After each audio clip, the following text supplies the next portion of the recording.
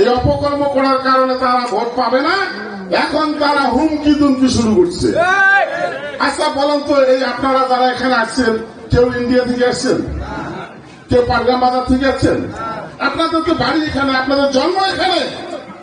যিনি বাধা দিচ্ছেন, আমি স্পষ্ট করে ভাই, যিনি বাধা দিচ্ছেন আপনার লজ্জা শরম নাই? আপনার নাবি এই মাটিতে পোতা, আরেকজন ভাইকে বাধা দিচ্ছেন, তাও নাবি এই মাটিতে পোতা। আপনি কি বলতে চান যে আপনার সবাই পজ্জা? কি সবাই পজ্জা?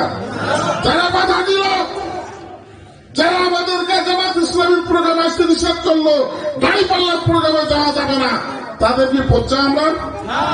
তারা আমাদেরকে বাজার করে দেয়, তাদের জমি আবাদ করি আমরা? কিচ্ছুই করি না। তাহলে আপনাদেরকে বলি যে যারা বাধা দিচ্ছে তাদের সত্যি আমাদের চেয়ে বেশি কি? আপনার চেয়ে বেশি না। তারা দুষ্ট, দুষ্টরা নিজেদেরকে অনেক সময় বড় হবে টাকা 2 চলে একটা গ্রামের ঘুম হারাম করে দিতে পারে না? এরা টাকা, এরা ভোট টাকা, তাদের চরিত্র নষ্ট করে জনগণের কাছে গিয়ে আজকে বাধা দিচ্ছে ভোট দেন না দাঁড়িপাল্লা। আমাদের স্পষ্ট কথা, আমার কথার সাথে হয়তো আপনারা একমত হবেন, যদি জনগণের ভোটে, সুষ্ঠু ভোটে যদি ওই ধানের শীষের প্রার্থী বিজয়ী হয়, আমি মনে করি যদি কোন গন্ডগোল না করে, সাধারণ মানুষ তাকে ভোট দিয়ে নির্বাচিত করে, আমার আনোয়ারুল ইসলাম রাজু প্রথম ফুলের মালা পড়াবে রাজুকে। আমরা ফুলের মালা পড়াবো, কিন্তু জনগণ ভোট দিবে না। আপনি সেন্টার দখল করবেন, মনে করে বাধার সৃষ্টি করবেন, ত্রাস সৃষ্টি করবেন, আর আপনি নির্বাচনে যাদের জনগণ যাদেরকে ভোট দিবে তাদেরকে নির্বাচিত হতে দেবেন না। এইটা আর এই দিনকে আমরা শেষ করে দিয়েছি। 5 জুলাই আমরা এই দিনকে শেষ করে দিয়েছি। আমরা সন্ত্রাস চাঁদাবাজের কবর রচনা করে শেখ জানাজা পড়াতে চাই 12 তারিখে। কি পারবেন না? আমরা সন্ত্রাসীদের যারা দখল করলো, যারা মাঠ দখল করলো, ঘাট দখল করলো, টেম্পো স্টেশন দখল করলো, এদের 12 তারিখে আমরা জানাজা পড়াতে চাই। রাজি আছেন সেই জানাজায় শরীর হওয়ার জন্য? হাত তুলে আমাকে দেখায়। আমরা সেদিন জানাজা পড়ে দেব, যাতে বাংলাদেশের জন্য আর কোন বাংলাদেশের জন্য কোন চাঁদাবাজের জন্ম না হয়। আমার 2 নম্বর কথা একটা বলি, সেটা হচ্ছে যে তারা এখন ফ্যামিলি কার্ড দিচ্ছেন না? আমরা আরো একটা কার্ড পাইছিলাম 10 টাকা কেজি চাল। এইটা বাকি ছিল না নগদ ছিল? আরে নগদ ছিল বলে পাইছেন কেউ? হ্যাঁ, এটা তো বাকি ছিল, শেষ পর্যন্ত নাকি ফাঁকি হয় নাই, বাকির কাম ফাঁকি হয় নাই। আবার এরা নতুন করে আমাদের বাবু সাহেব তারেক রহমান বিদেশ থেকে এসে উনি ঘোষণা করলেন যে আমি ঘরে ঘরে কার্ড দিব, ফ্যামিলি কার্ড। এইটা নগদ না বাকি? এটাও বাকি। তাহলে আপনারা কি বলেন, এটা ফাঁকি হওয়ার সম্ভাবনা 100% কিনা? আরে 200% সম্ভাবনাটা ফাঁকি হওয়ার। কার্ড যদি দেয়, আপনি বলবেন ভাই আপনি কার্ড খান দিলেন, আমি কার্ড খান দিলাম, আমি এই কার্ড নিয়ে এখন দোকানে, কোন দোকানে যাবো?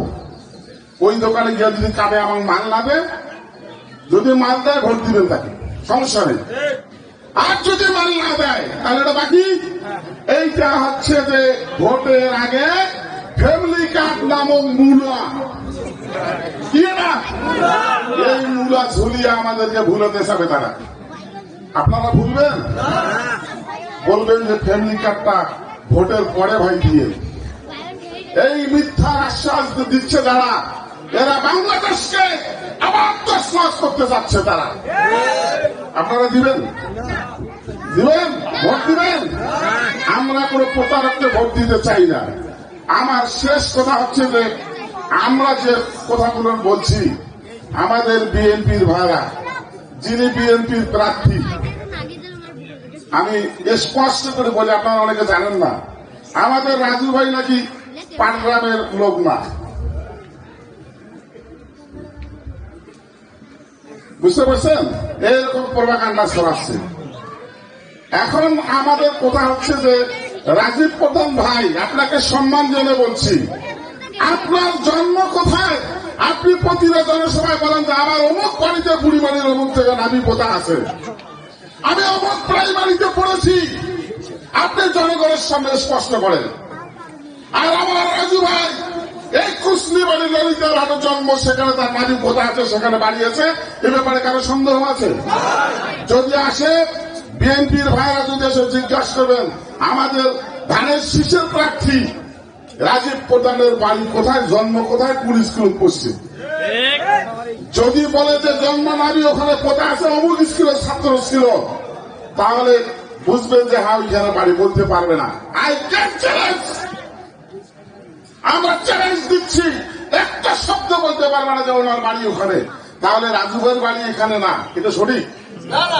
ওদের বাড়ি এখানে না, ওরা ভাড়াটিয়া, ভাড়াটিয়ারা বসন্তের কুকুলরা আসবে, ভোট দিতে আসবে, ভোট নিয়ে বসন্তের কুকুল হারিয়ে যাবে, যাবে না?